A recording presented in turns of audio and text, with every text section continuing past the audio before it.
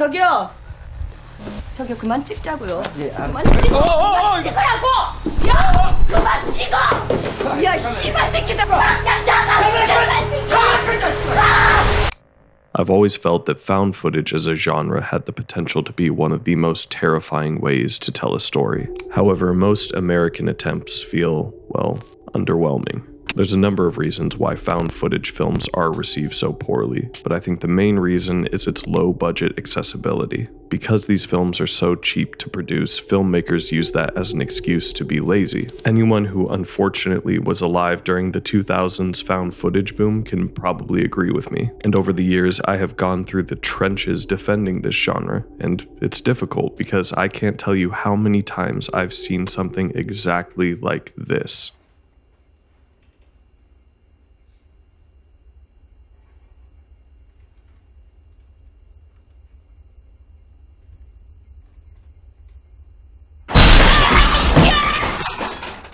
It's unsatisfying and unoriginal, and it plagues the genre. But even with found footage being overshadowed by terrible movies, I also can't think of any other genre that has more effectively terrified me when it works. I will never forget my first time watching movies like Gungeum Haunted Asylum, or Lake Mungo, or Noroi the Curse. The atmosphere that these films craft are a testament to how difficult and effective found footage can be. And while I absolutely love all of those films, that's not what I'm here to talk about.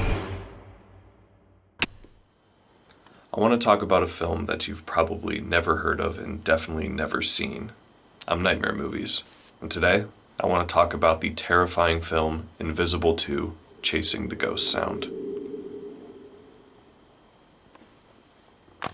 Before we dive into this one, I want to give a few notes so nothing is confusing. Someone, luckily, uploaded the whole film with English subtitles on YouTube, but the translation is definitely off at points. It didn't distract me personally, but it's something to keep in mind if that might bother you. It is also only available at 360p, which I personally think only adds to the atmosphere, but again, personal choice. With all that out of the way, let me give you a breakdown.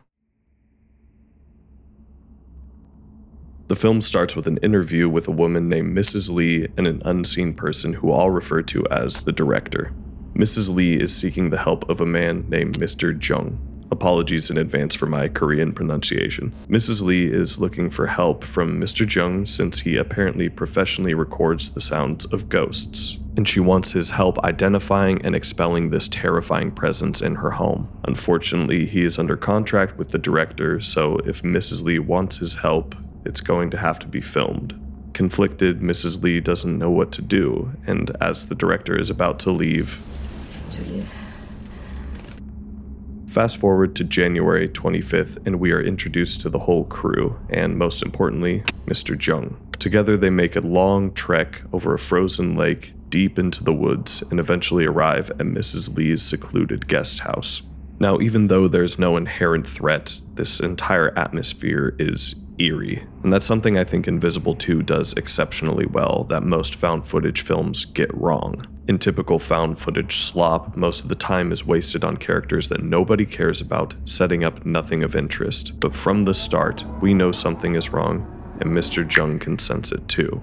Mrs. Lee gives the crew a tour of the house and gives us some more context about the sound that she's been hearing. The director asks if the main room is where she's hearing the noises, but she corrects him, saying that she hears them all over the house. As the crew investigates, you'll notice that Mrs. Lee keeps looking at the cameras, acting uncomfortable in their presence. They continue the tour until they enter the main room of the house, and Mr. Jung is already inside. As soon as they enter, he leaves to the confusion of Mrs. Lee, but the director brushes it off as nothing more than him acting abnormally, like he always does. One of the last rooms that they investigate is what the director refers to as the honeymoon suite. As they enter, Mrs. Lee closes a magazine lying on top of a pile of other magazines. Throughout the tour of the house, it seems like it was mostly well kept and clean, but as soon as they enter this room, it feels like it was just abandoned. The room is this bright pink color, contrasting the rest of the house. It was also the room that Mr. Jung was entranced by when they first entered the property. After a quick walkthrough, the crew shuffles out and Mrs. Lee adjusts the magazines one more time before locking up. And with that, The crew gathers in the dining room to prep for the night. The director hooks up a lav mic to Mrs. Lee and shows her their helmet camera, a staple of their show apparently, and has supposedly captured pictures of ghosts for them many, many times. Though the director explains how it might not be useful since she hasn't seen any ghosts, only heard them. Right then, Mr. Jung speaks to her for the first time. He asks whose voice she's been hearing. After prying for an answer, she reveals something interesting. She believes it's the voice of her dead sister. Immediately, Mr. Jung senses something's off. He tells her that they need to talk in private, but the director interjects. The director has a better idea.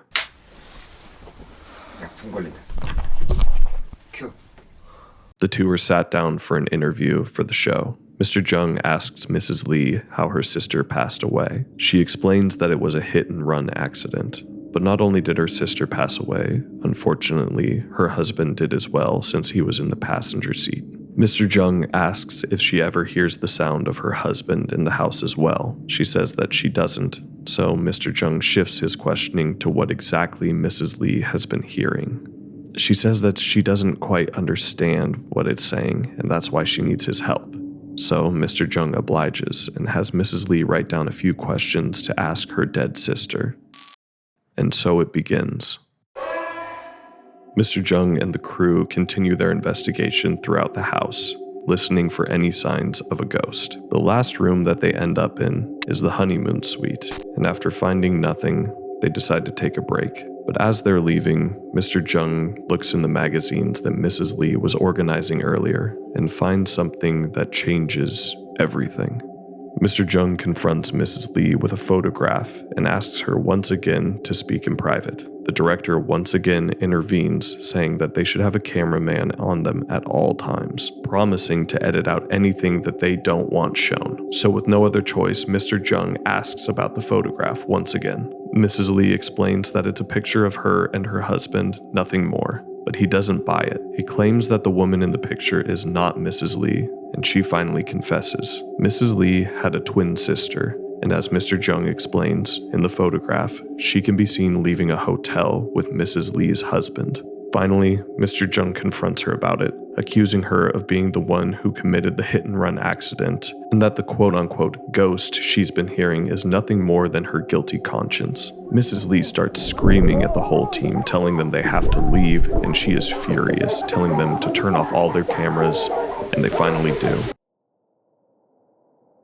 Suddenly, we're back in the honeymoon suite with Mrs. Lee. The director comes in and sits next to her, assuring her that the camera isn't on. He pries at her, trying to get more information from her. She feels like Mr. Jung is investigating her, and so to keep the episode going, the director promises to kick Mr. Jung off his team. But just as they're finishing their conversation, a crew member frantically opens the door. The crew listens, and we hear this strange creaking noise coming from the roof. Mr. Jung takes a listen and laughs to himself before leaving.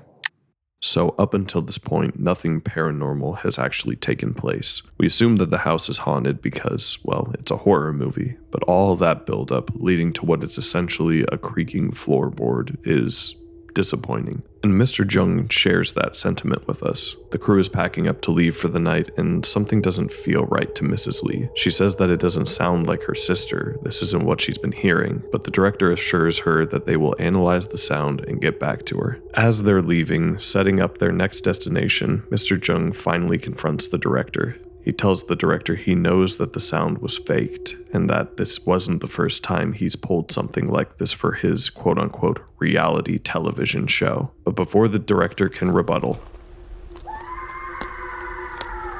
the crew rushes back into the house to find Mrs. Lee, and eventually, they do. She's curled up in a corner, panicking. She says she's hearing the sound and that they need to turn on their stupid helmet camera so she can prove that it's real. She wants to capture this ghost, and Mr. Jung immediately turns on his sound equipment to locate the ghost, but he needs her help. Mr. Jung tells Mrs. Lee to start asking her sister those questions, and she does. The crew follows Mr. Jung around the entire house, recording a total of 5 sounds. They all gather together in the main room to analyze their findings. They listen and listen, trying to make out what Mrs. Lee's dead sister is trying to communicate to them, but it's not working.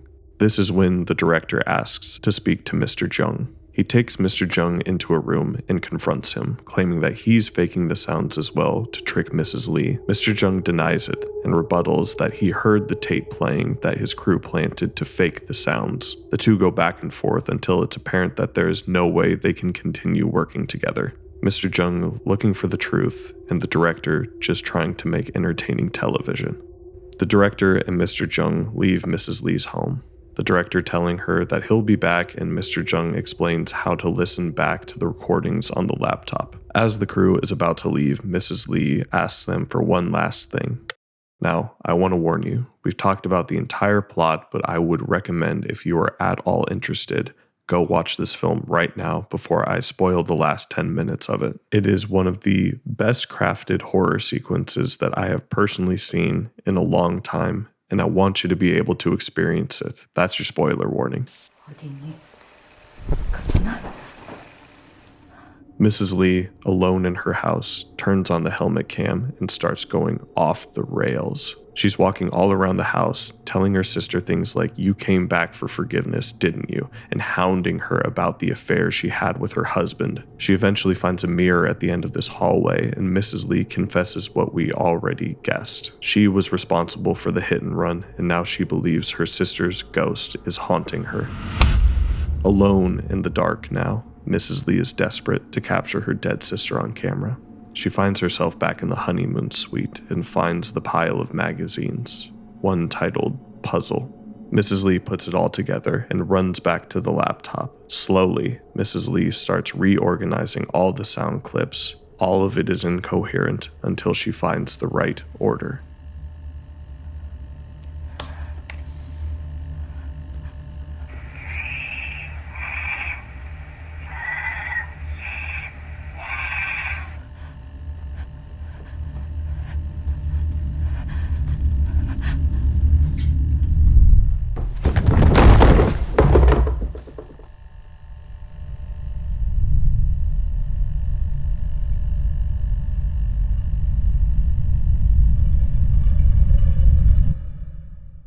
So there's so many reasons why I find this little short horror film to be so effective. And a lot of it comes from the information you learn on replay. The characterization of everyone at the beginning of the investigation is brilliant. If you remember, Mrs. Lee first explains how this is a guest house. Now, there's two possible theories that have interesting implications for her character. The first is that she's lying, which is setting up how she's constantly telling half-truths throughout the movie. It's the same reason why she keeps looking back at the cameras and why she didn't want them there to begin with. Another theory that I had was that if this was the guest house, then her plan to murder her husband may have been much more methodical than it first seems. Maybe killing him and receiving insurance money after the fact. However, I think she's simply lying considering the honeymoon suite. It's the first thing that Mr. Jung notices upon entering the property, and it helps characterize him as different from the rest of the crew, and that he also seemingly has some sort of insight that they don't. The honeymoon suite is also an interesting name for it, even if it might be a mistranslation. I'm certain that Mrs. Lee's sister was staying with her at this house, at least for some amount of time, and that was her room. It explains why it's so different from the rest of the house, and why she's so cautious upon entering it. And calling it the honeymoon suite helps form more of an idea of what Mrs. Lee's husband and her sister were really doing, and how often they might have been doing it. The idea that their affair could have even taken place in Mrs. Lee's own home is horrifying and tragic. Other than the subtle storytelling and characterization, the thing that I love about this film is how it doesn't waste time. If it's not setting up characters in interesting ways, it's building an atmosphere or unraveling the story. Now, by no means is this a complex story that we're unraveling here, but it's a good story told well, and that is always better than a great story told poorly. It doesn't matter if your story is simple. If you can tell it in an engaging way, it will still be terrifying. And with that rant out of the way, I think I can end it here. I hope I introduced you guys to a new film that you can enjoy just as much as I did. I'm Nightmare Movies, and I'll see you guys next time.